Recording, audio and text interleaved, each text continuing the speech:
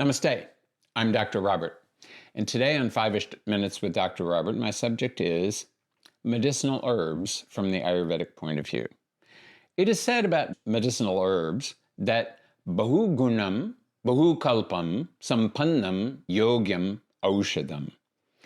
Bahu gunam, they should have many different qualities. You know, it's nice if an herb has one quality, but it's always great when herbs have more than one quality because that means they can do more than one thing. Bahu kalpam, that means that an herb or a group of herbs can be formulated in many different ways. And that's very useful. So yes, if you can only formulate a particular herb in one way, that's great.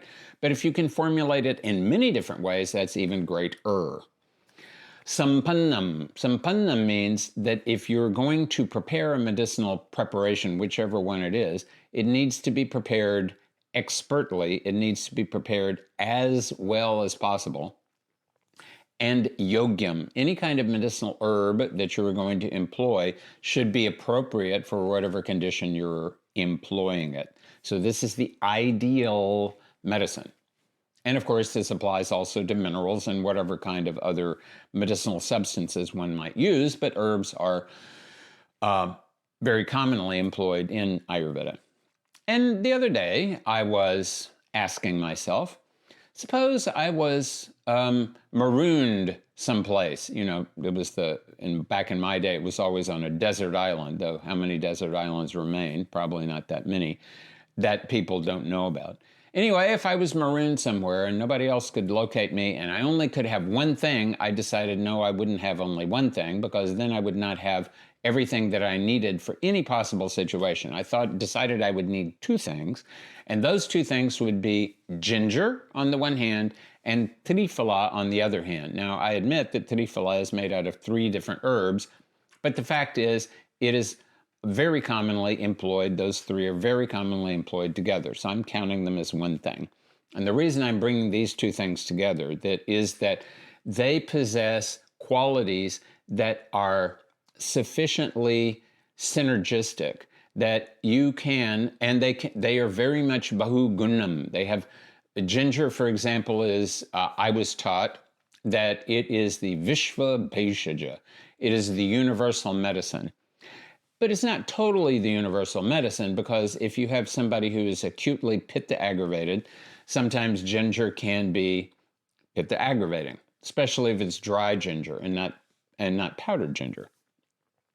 It's also the case that sometimes triphala, which is also kind of a universal medicine, cannot do quite everything that you would want it to do. Maybe it's a little bit too much on the bitter and astringent side, whereas ginger might be a little too much on the pungent side. But if you combine them together judiciously, and they are very definitely bahu kalpam, you can use them in all kinds of different forms, and they are very definitely yogya in almost all kinds of conditions.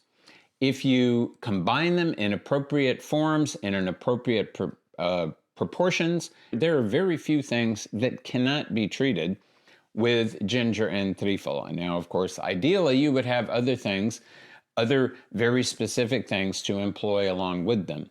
But honestly, if you only had those 2 things, you could go quite some distance, and you had, of course, appropriate food. You could go quite some distance to dealing with the vast majority of different conditions that afflict human beings. So I would encourage everybody who is interested in experimenting with Ayurvedic herbology to experiment with triphala and experiment with ginger. This is Dr. Robert wishing everyone happy experimentation. Check out the description below to learn more about studying with me and to get a free ebook on analyzing karma, fate, or free will.